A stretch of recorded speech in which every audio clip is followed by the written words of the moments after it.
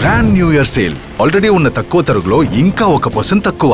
Diamond jewellery carrot కు 5000 తక్కువ. ఈ ఆఫర్ జనవరి 1 వరకు మాత్రమే. ఇప్పుడు సినిమాలు లేవు 6 నెలల నుంచి ద్రాడపిల్ల ఏం చేద్దాం ఏంటంటే చెప్పా. ఎప్పుడు అది ఇది అప్పుడు చిరంజీవితో ఉన్నప్పుడే. అన్నయ్య ఇలా ఫీల్ అవుతుంది ఆవిడంటే నీ సినిమా అంటే ఇష్టం అన్నారు. చాలా ఇష్టం అన్నయ్య అంటే ఆ ఇష్టం పోయేదాకా అలా పెట్టుకో, ఇండస్ట్రీలో ఎప్పుడు నీకు వేషాలు ఉంటాయని చెప్పారు. ఓకే ఒక మాటతో అది పోయింది. ఇంకా ధైర్యం ఇచ్చారు. ఈ ఒకవేళ వేషాలు లేకపోతే ఏంటని. అది కాకుండా అండి నన్ను ఇంతకాలం ఇండస్ట్రీలో ఉంచింది ఆ కాల్ షీట్ చూడటం అనే ఎక్స్ట్రా జాబ్ కూడా అండి. అది ఎలా అంటే ఇప్పుడు అన్నయ్య సినిమాలు, బాలకృష్ణ గారి సినిమాలు, ఈ సినిమాల్లో నేను హీరో తమ్ముడుగాను, లేకపోతే విలన్ కొడుకుగాను, లేకపోతే హీరో సిస్టర్ హస్బెండ్ గాను ఇలాంటి వేషాలు వేసుకుంటూ వచ్చాను. అంటే పాజిటివ్ ఇటు నెగిటివ్ అన్ని అన్ని రకాలు రకాలు చేశాను. తమిళ హీరో చేశాను, విలన్ గా చేశాను. అలా చేసుకుంటూ వెళ్తుంటే సడన్ గా ఏమైందంటే చరణ్, నెక్స్ట్ జనరేషన్ వచ్చింది. మహేష్ బాబు, ఎన్టీఆర్ వీళ్ళందరూ వచ్చారు హీరోలుగా. వచ్చాక ఇప్పుడు నేను వీళ్ళకి బాబాయ్ వేసి స్టేజ్ లేదు, ఆ హీరోలకి తమ్ముడిగా వేసి స్టేజ్ లేదు. నాకు వయసు వచ్చింది. అక్కడ గ్యాప్ వచ్చిందండి. మీకు కూడా జనరేషన్ గ్యాప్ లాంటిది వచ్చింది. జనరేషన్ గ్యాప్ వచ్చింది. నాకేం వేషం ఇవ్వాలన్నది నాకే అర్థం కాదు. నేను వెళ్ళి ఏ వేషం అడగాలి.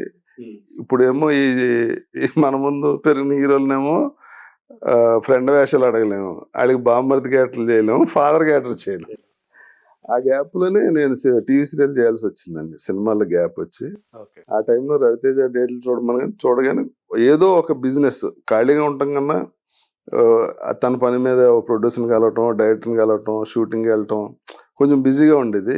ఇది పోయింది, ఈ డైవర్షన్ పోయింది, వేషాలు ఏమన్నా ఇది పోయింది. అంటే మీ పరిస్థితిని చూసి తనే అది సజెస్ట్ చేశాడు. అలా కాదు, నేను బిజీగా ఉన్నప్పుడే చేశాడు. చేస్తే నేను ఆలోచించలేదు ఇంకా, వెంటనే ఓకే అన్న. ఆ తర్వాత నాకు అది హెల్ప్ అయిందే తప్ప దానివల్ల నాకు ఏం నష్టం జరగలేదు. ఇప్పుడు నేను మీకు తెలుసు కదా మెయిన్ క్యారెక్టర్ సినిమాలు కూడా చేస్తున్నా. అంటే ఇప్పుడు ఎవరన్నా కథ చెప్పాలనుకోండి హీరోకి, నా దగ్గరికి వచ్చి చెప్తారు కదా ఆటోమేటిక్గా. వాళ్ళు ఏంటంటే ఈడికి కూడా క్యారెక్టర్ ఇచ్చేస్తే ఈడ హీరోని ఓకే చేసేస్తాడని రాంగ్ దీంట్లో వస్తారండి. సాధారణంగా వచ్చేది అలాగే వస్తారు కదా. నేను చాలా మంది మా హీరోల సినిమాలో అసలు ఉండండి అది చెప్తే నేను నీవు ఇప్పుడు నీకు ఈ వేషం కోసం నీకు ఓకే చేశాను అనుకుంటారు. అలా వద్దులే, నాకు సరిపోయి క్యారెక్టర్ ఉంటే నాకు అంతే తప్ప అదేదో ఇంకో పెద్ద హీరో ఇంకో పెద్దగా ఆర్టిస్ట్ చేయాల్సిన క్యారెక్టర్ తగ్గించి నాకు ఇచ్చి అలా వద్దని చెప్తాను. హీరోలు కూడా మీరు చేయండి సార్ బాగుంటుంది, మీకన్నా ఆడు పెద్ద ఆర్టిస్ట్ చేయండి సార్ అని అడుగుతుంటారు. ఎందుకులేండి అన్ని వరుసగా అన్ని సినిమాల్లో ఎందుకు, వేరే సినిమా చేద్దాం. ఇప్పుడు ఎంతమంది ఉన్నాయి అట్ ప్రెజెంట్ మీ చేతుల్లో? వెంకటేష్ బాబు, నిఖిల్, రాజ్ తరుణ్, సితారా, జయసుధ, నవీన్ చంద్ర, ఇంకా ఈ కొత్త హీరోలు ఇద్దరు, శాండీ ఉన్నాడు కదా జార్జి రెడ్డి హీరో, సందీప్, చాలా మంది ఉన్నారు. ఓకే, కాకపోతే వీళ్ళిద్దరిది మాత్రం రవితేజ, సునీల్ మాత్రం ఇప్పుడు చూడలేదు. మీరంతా ఒక ఏరియా వాళ్ళు కదా, అందుకే చూడలేదు. అంటే ఏది పర్మనెంట్ కాదు కదండి. ఇప్పుడు మీరు వాళ్ళకి యూట్యూబ్ లో ఉండొచ్చు, రేపు మీరే ఛానల్ పెట్టచ్చు. ఇక్కడ కూడా ఒకే ఇన్ని సంవత్సరాలు అంటే వాళ్ళకి బోర్ కొడుతుంటది, వాళ్ళకి మనకి బోర్. ఎప్పుడు ఎలా టర్న్ తీసుకుంటుందో ఏం జరుగుతుందో. ఈ సినిమా చాలా సెన్సిటివ్ గా ఉంటదండి. ఒక 10 రోజులు మనం లేకపోతే ఎవడో వచ్చేది చెప్తాడు, 2 సార్లు చెప్తాడు, 3 సార్లు చెప్తాడు, 4గోసారి ఆడు చెప్పినట్టు మనం ఏదో చేస్తాం, చూసారా అంటాడు, కనెక్ట్ అవుద్ది, నీ పన్ను చూసుకుని ఆ పని నేను చూసుకుంటా అంటారు. అలాగే రవితేజ అంటే అసలు ఇష్యూ లేకుండా జరిగినాయి, no problem, okay, comfort level ఇష్యూనే లేదు అసలు. అసలు ఇప్పుడు బాగానే మాట్లాడుకుంటా, అన్ని బాగానే ఉంటాయి, ఎలాంటి ఇది లేకుండానే, ఇష్యూ లేకుండానే అంటే ఇప్పుడు బయటకు రావాల్సిన పరిస్థితి వచ్చేసింది. బయటకు రావాల్సింది ఏం లేదు, వాళ్ళు కంఫర్ట్ గా ఫీల్ అవ్వరు. ఇప్పుడు పెరిగి వెళ్తే ఇప్పుడు మన ఇద్దరం ఫ్రెండ్స్ సార్, మీరు ఛానల్ ఓనర్ అయితే అందరూ ఎదురుకుండా యారా అంటే మీకు ఇబ్బంది ఉండొచ్చు, అది ఓపెన్ గా నాకు చెప్పలేకపోవచ్చు. అలాంటి చిన్న చిన్నవి ఉంటాయి.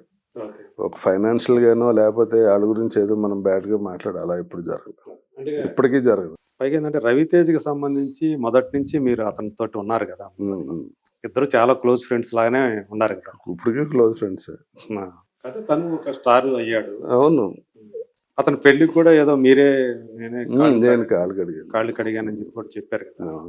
సో అంత ఇది క్లోజ్నెస్ ఏమండి అన్నదమ్ములు మూడు పెళ్ళి ఇడిపోతున్నారు, ఇవన్నీ పెద్ద ఇష్యూస్ ఏం కాదు. అదే అంటే అవతల అది ఏమవుతుందంటే ఇండస్ట్రీలో ఏదో ఒకటి అవుతులేండి. ఇప్పుడు దానికి ఏముంది, ఇప్పుడు ఇప్పుడు మూడు పెళ్ళి ఇడిపోయారంటే ఎందుకు ఇడిపోయారు అనేది వాళ్ళిద్దరికి తెలుసు, ఊరందరూ తెలియదు కదా.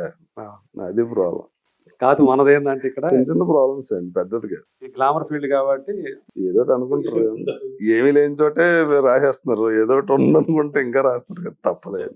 ఇద్దరి మధ్య అయితే ఏం పొరపచ్చాలు అయితే అసలు రాలేదు ఎప్పుడు కదా లేదు. ఎప్పుడు కూడా. ఇప్పటికే ఉంది అంటే ఫ్యామిలీ మధ్య మా పిలుచుకోవడాలు. ఇంట్లో ఏ ఫంక్షన్ ఉన్నా వస్తారు అందరూ, అదే పిల్లలు అయితే పిల్లలు కూడా వస్తారు. సునీల్ ఫ్యామిలీ అందరూ మరి సునీల్ అంటే మేము వచ్చింది. సునీల్ ఒకే ఊరు నుంచి వచ్చాం కదా. అవును అదే ఉమ్. ఇద్దరు భీమవరం గాలి అంటే పీల్చుకున్నారు. తను హీరో నుంచి మళ్ళీ క్యారెక్టర్ ఆర్టిస్ట్ గా చేసినప్పుడు కొంచెం బాగా బిజీ అయ్యాడు. ఉమ్. టైం టు టైం ఆడికి ఏంటంటే మేకప్ మ్యాన్ కూడానే ఉంటాడు కదా. ఇప్పుడు ఎవరన్నా ప్రోగ్రామ్ చెప్పినా ఆడికే చెప్తారు ఉమ్. రేపు షూటింగ్ ఉందా అది ఇది అని. అలాగా కంఫర్ట్, ఇప్పుడు వాళ్ళ కంఫర్ట్ ఇంపార్టెంట్ ఎప్పుడు ఫైనల్ గా. ఉమ్. మనం ఏ షూటింగ్లు బిజీలోనే ఉంటాను నేను, షార్ట్ అప్పుడు ఏ ఫోన్ ఎత్తలేదు అనుకోండి, ఆడికి ఏదో ఇంపార్టెన్స్ ఇది ఉంటుంది. ఆ తర్వాత 10 ఫోన్లు చూసి ఈవినింగ్ చేయొచ్చులే అనుకునే లోపల ఆడికి ఏదో కంపారిపోయే ప్రోగ్రామ్ మీద ఉంటుంది. అది చిన్న చిన్నవి ఉంటాయండి. అవి ఎంతకాలం అడ్జస్ట్ చేసుకుని చేసాం, ఇంకా ఆడు బిజీ అయ్యాక ఆడికి ఇబ్బంది. తమిళ సినిమాలు చేస్తున్నాడు. అంటే ఇప్పుడు రెండు పనులు చేస్తుండటం వల్ల ఇలాంటి ఇబ్బందులు వస్తుంటాయి. చిన్న చిన్న మిస్అండర్స్టాండింగ్, ఫోన్ ఎత్తకపోతే ఎవరికైనా ఇబ్బంది. అంతే కదా. మీరు అదే టైంలో నేను ఫోన్ ఎత్తకుండా ఉండను, కాకపోతే అంటే ఏదో ఒకటి ఉంటది. ఇప్పుడు నేను 10 రోజులు అవుట్డోర్ వెళ్ళాను అనుకోండి, ఇక్కడ చాలా ఇంపార్టెంట్ విషయాలు ఉంటాయి. కరెక్ట్. అలా చిన్న చిన్నవి ఉంటాయి. ఒక్కోసారి అడ్జస్ట్ అవుతాయి, ఒక్కోసారి 5-6 సార్లు జరిగినప్పుడు చిరాకు వస్తుంది. ఇప్పుడు అవి మరి ఎలా మేనేజ్ చేయగలుగుతున్నారు ఇప్పుడు? చేసేదేం లేదు, వచ్చే వాళ్ళు వెళ్తుంటారు, వచ్చే వాళ్ళు వస్తుంటారు, అంతే. అంతేనా? కాదు అదే రాజాతో ఉన్న అభిమానంతో ఎవరైతే మరి చూడమని ఎవరితో చూడమంటే వాళ్ళతో కంఫర్ట్. మీరు అడుగుతారా లేకపోతే వాళ్ళే చూడండి అని నేను వస్తుంది? ఇంతవరకు ఇప్పుడు ఎవరిని నేను చూస్తాను అడగలేదు. ఎవరిని అడగలేదు. అదే మనకి అది కాదు కదా ప్రొఫెషన్ యాక్చువల్గా. ఇప్పుడు అది సీరియస్ అనుకోండి, యాక్టింగ్ మానేసి అందులో ఉంటే అది సీరియస్ గా తీసుకోవచ్చు. ఫస్ట్ అయితే హీరో కావాలనే కదా వచ్చారు. హీరో కాదండి, నాకు అంత ప్యాషన్ ఉంటే గ్యారెంటీ ఇప్పుడు ఫీల్ అవుతుంటా. నేను సీరియస్ గా తీసుకుని ఉంటే ఇంకా బెటర్ పొజిషన్ లో ఉందనేమో, సీరియస్ గా తీసుకోకుండా ఇలా ఉన్నానేమో అనిపిస్తుంది. అంటే మిమ్మల్ని సినిమాల్లోకి మీరు వస్తానన్నప్పుడు సపోర్ట్ చేసిన వాళ్ళు ఎవరు ఉన్నారు? మీ ఫ్యామిలీ సపోర్ట్ అంటే మా ఫ్యామిలీ ఎవరో ఇప్పుడు సినిమాలు కూడా చూడరండి. ఇప్పుడు మా పిల్లలు కూడా పెద్ద నేను యాక్ట్ చేసిన సినిమాల్లో మామూలుగా చెప్తున్నా, మా ఫ్యామిలీ బ్యాక్గ్రౌండ్ లో ఎవరు సినిమా సంబంధించిన వాళ్ళు ఎవరు లేరు. మీ ఇద్దరు అమ్మాయిలు కూడా అసలు నాకు ఫోన్ చేస్తారు, ఇదేంటి ఈ సినిమాలో ఉన్నానని చెప్పలేదేంటి, బానే ఉంది కదా వేషం అంటారు ఫోన్ చేసి. సినిమా చూస్తానే ఇవన్నీ ఇంట్లో ఏమి షేర్ చేసుకోరు. ఇంట్లో అసలు సినిమా ఇది వాతావరణం అసలు ఉండదని, సినిమా గురించి డిస్కషన్ ఉండదు. అంతా బయటే. అసలు వాళ్ళు కూడా నన్ను ఏం అడగరు, నేను వాళ్ళ గురించి ఏం చెప్పను. మా మనవాళ్ళు కూడా పెద్ద నేను సినిమా యాక్టర్ అని ఏం అనిపించదు వాళ్ళకి. వాళ్ళకి సినిమాలు చూస్తారు, ఇడిగో తాత వచ్చారు అంటారు, అంతే. ఎక్కువ సీరియస్ గా తీసుకో. అది ఎలా అయిందంటే అండి, నేను క్లాసికల్ డాన్స్ ఇష్టం అండి బాగా. నేను మా ఊర్లో చాలా ప్రోగ్రామ్స్ ఇచ్చి వెంపటిసిన సత్యం గారి దగ్గర డాన్స్ నేర్చుకుందామని, మాది డెల్టా పేపర్ మిల్ అని పేపర్ మిల్ ఉండేది, మా పెద్దనాన్న గారు ఎండి ఉండేవారు. Paper mill. ఆయన ఏం చేశారంటే మార్కెటింగ్ మేనేజర్ కింద జాబ్ ఇచ్చి, బలరామ్ గారు అని ఇంకో ఎగ్జిక్యూటివ్ డైరెక్టర్ ఉండేవారు. ఆయనకి కళలు అంటే ఇష్టం బాగా. బాలమురళీకృష్ణ వీళ్ళు అందరూ బాగా ఫ్రెండ్స్. వాళ్ళు ఏం చేశారంటే చెన్నైలో ఒక ఆఫీస్ ఓపెన్ చేసి డెల్టా పేపర్ మిల్ నన్ను మార్కెటింగ్ మేనేజర్ కింద పంపించారు. నేను అక్కడ క్లాసికల్ డాన్స్ నేర్చుకుంటా మార్కెట్లోకి వెళ్ళి ఆ పేపర్ దాని గురించి జాబ్ చేస్తూ ఉండేవాడిని.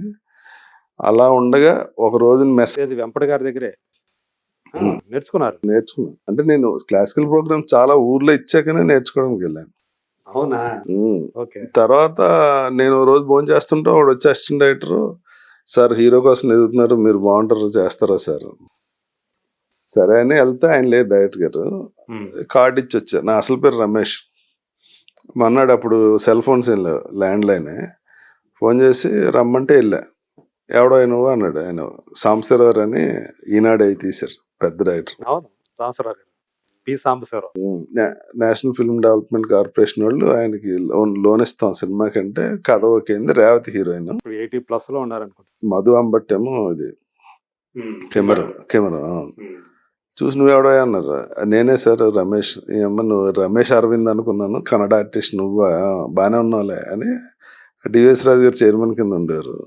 వెళ్ళి ఆయన కనిపించాను. కనిపిస్తే నీ కాలితే తీసుకో, ఈడు మా ఊరుడే, మా చుట్టం, నీకు అవసరమైతే తీసుకోవాడిని, నా రికమెండేషన్ అయితే ఏమి ఉండదు అన్నారు దివేశ్ రాజు.